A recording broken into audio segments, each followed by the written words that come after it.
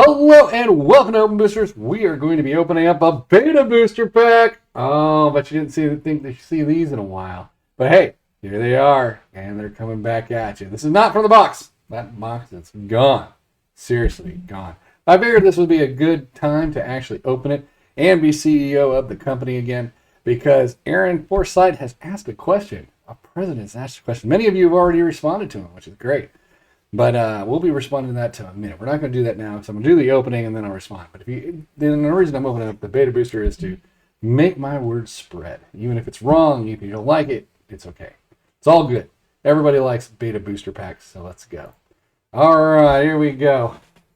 We're opening up beta. Oh, so good, so spicy, so delicious, so crispy and crunchy and milk. Let's go.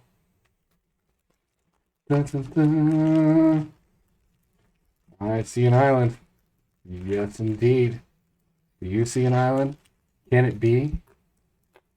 Can we not dump these all over the table? All right. Okay. All right. Here we go. We have an island. We have a swamp. There it is. I guess we're getting underground sea. That would be freaking fantastic. We got a forest. Land pack. Invisibility. There we go. Edwin always loves getting all the lands. And he hates invisibility because it's just a random card in the pile. He doesn't like it at all. So sad. Merfolk of the Pearl Trident. Whose favorite comment is this? I'm asking you. No? Mountain. Mountain, anyone? Who likes mountain? I think you're a bit. Civilization red. Well, those people don't like mountain. They don't like to prevent all the damage from any red sources, man. But mountain, you'll be okay. You'll be okay because we have no red cards. Island. Jeez. Tons of land. Tons and tons of land. All right, there we go. Dwarven warriors, letting them through. Get me my Merc Dwellers and let's go. Healing salve. That's the bomb. Sorry. All right, there we go. Spell blast. Yes. The power of blue revealed right there. Oh my goodness. Who's excited? Who's ready for making a blue-black deck? All day, right? Oh, nice. Swords to plowshares. We'll take that. Swords to plowshares. Fantastic. So good. Death Grip. Well, not as good as Swords to plowshares for sure. The artwork, fantastic. They don't make that like that anymore, man. It's so good. All right, last uncommon. Rod of Ruin. There we go. I'm just kidding, guys.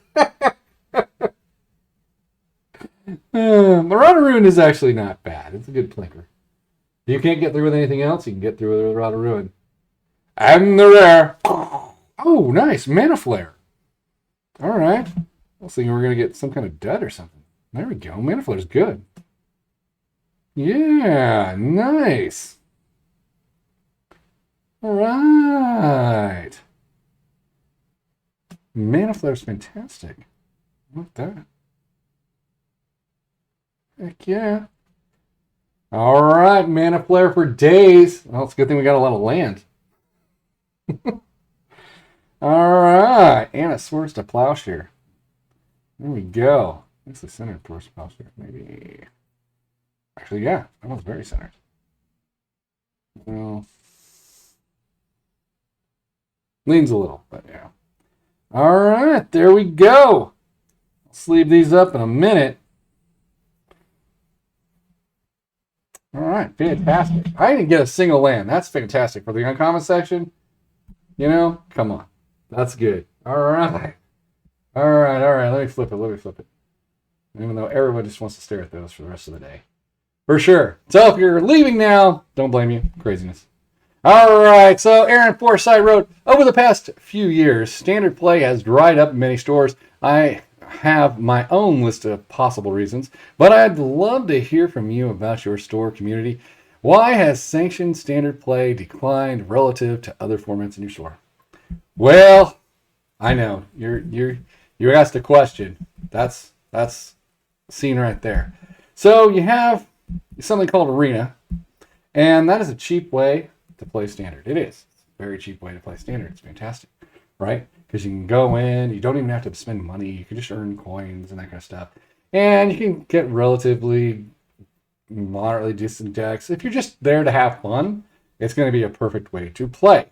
You're not going to really worry about the tournaments and that kind of stuff. Maybe you'll save up enough gold coins and play in a couple drafts, and you'll get to pretend like you're actually actively playing in an actual tournament.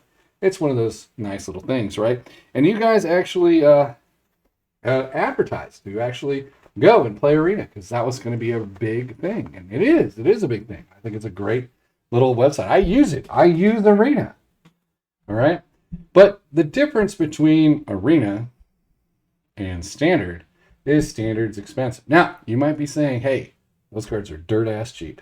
And you know what? Hey, for a reasonable price, you can buy a decent deck and go and play in a tournament of Standard.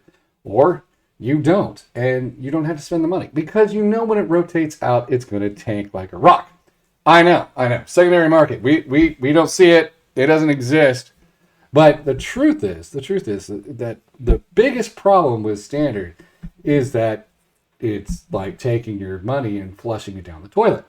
Now, I'm just telling you that till you understand that if it actually held value, and you actually maybe made some cards that were really good in Modern, really good in Commander, and they would actually excel and maintain their value, and then you don't print the fuck out of it, then yes, you would be having such a good time, right? Because those cards wouldn't devalue as quickly as a dumpster fire, right?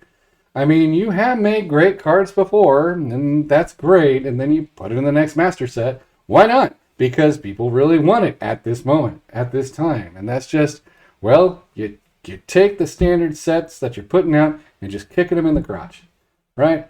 You kick them in the jimmy, and now you're going to be like, hey, why do you want to play standard? Well, there's no money in it. You see, if you sold like, Munchkin, and it was like $20 and that kind of stuff, people would just come back in and play Munchkin tournaments, and then they didn't have to spend that much money. See, Arena is kind of like your Munchkin tournament, right? So if you're going to produce a product, you need to make sure there's value there. I mean, nobody really likes getting kicked in the crotch. It's a thing, And if you're going to take someone to Pound Town, you really just don't want to do it immediately after it rotates out.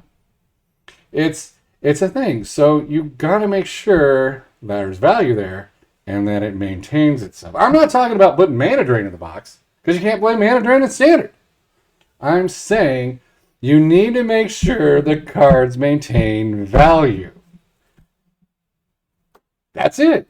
That's it in a nutshell.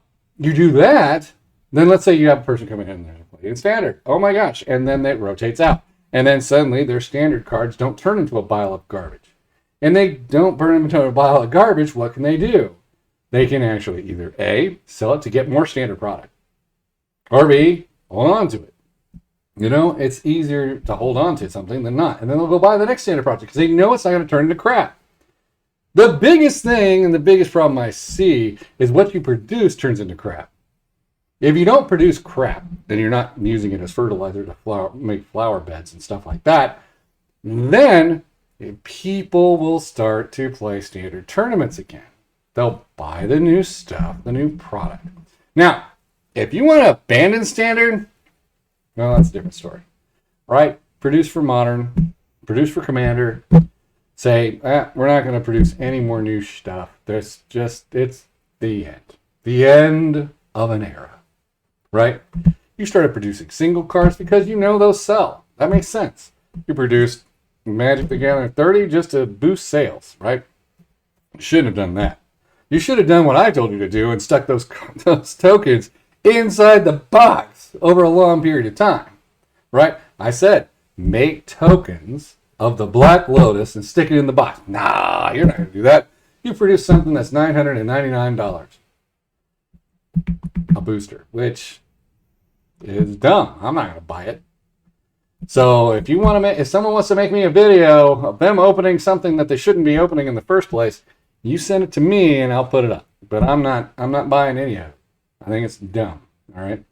So you should have put that in boosters, right? This Commander product is going to have the token time twister. Oh my God. That would have been so cool. And then you could have put in a draft box. It doesn't even have to be in the collector's edition. You put it in the draft box. You're going to sell draft packs. We're going to put in one in every 7 boxes a token Black Lotus. Everybody loses their mind. Loses their mind, starts grabbing. Nah, you just decided to stick it in freaking little things that nobody can afford. Right? Because I'm opening up beta. Not going to be going out and buying that. It's crazy, right? So you're making the wrong decision. If you wanted to sell standard, you could have put it in the box. You could have put the 30th editions in the box. You would have sold standard. Then you could have done it over a long period of time. There are a lot of reserve cards. You can do the library, you can do Bazaars of Baghdad, you can do all that kind of stuff over a long period of time. That would sell draft boxes like freaking crazy because people want to hit that, right? Craziness, right? And all you got to do is mention, we're putting a Black Lotus in this set. It's only going to be in this set. See if you can get that token. You were going to put the Bazaar of Baghdad in this set. And it's going to match the Arabian Nights theme and that kind of stuff. You could have advertised it. But no, that's not what you did. That's not what you did. You want to sell boxes. This isn't about standard play. 100%. Look, I'm CEO. I understand. This is not about standard play. This is about how we make money. So no matter what anybody asks, no matter what you're asking how can we increase our product sales? I'm telling you exactly how to increase your product sales. Put money in the box, right? Maintain the value of the cards as they go through. When they transition out of standard, there should be value of those cards that maintain itself. I don't care if you have to make a new temporary reserve list, say we're not going to print this for a decade. You can say that, then you can magically reprint it in 9 years or 10 years or whatever.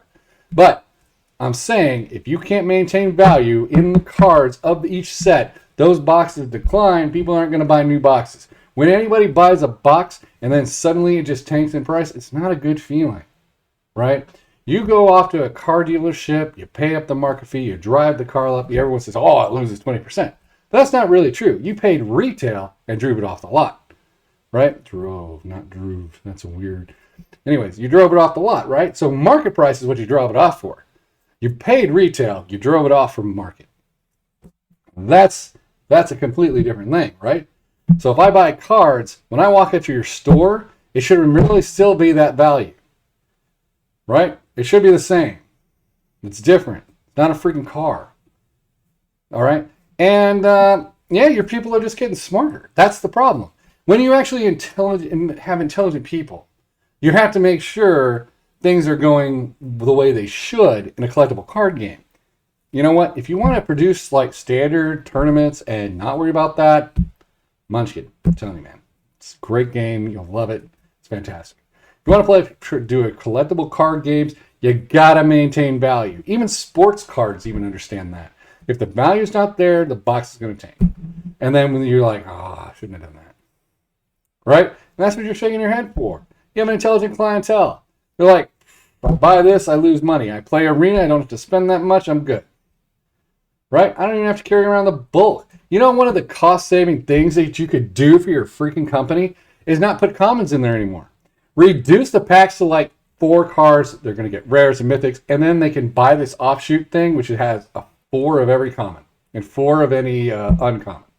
You know, you just put those aside as sets, right? Because you get inundated. You go buy a bunch of boxes and you start opening it, you just get tons of this stuff, right? So I know a lot of people don't open boxes, but I do. That's just a suggestion. Then you don't have to produce as much. It saves on you, the company, cost. So now you're only giving them the good stuff inside the things that they can open. You can still have the same number of boosters, and you'll be able to ship for less. Fantastic. See, you should hire me, right? Because I know what I'm doing. I can save you money, I can make you money, and I can make you stop looking like an idiot. That's the thing. And if that's what you want, then you should contact me and say, okay, we don't want to be stupid anymore. Come tell us what we need to do. And I will come and tell you what you need to do. That's it. I even said years ago you should go to Amazon and sell it yourself. I said that. I said that in a video. I don't know which one, but I did. And what are you doing? You're going to Amazon. There's no reason to sell like you're selling now. But you know what? I think you still should make a back end for LGSs so they can get a special code so they can go into Amazon and just order on a different way. And there's a way to do that. But anyways, I digress. Right? So, I mean, you want to know why Standard is failing? It's because there's no money in it. And you give them an access way that you don't have to spend as much. So why would I go to a tournament that has really no value? And then, unless I wanted to play on Arena. There's, you got intelligent people. They might not win that tournament that they go to the store for. Because other people will have way more money and they'll be able to complete the Uber Duber King Dingaling $600 deck. And then you'll be able to play with a whole bunch of people and just have fun.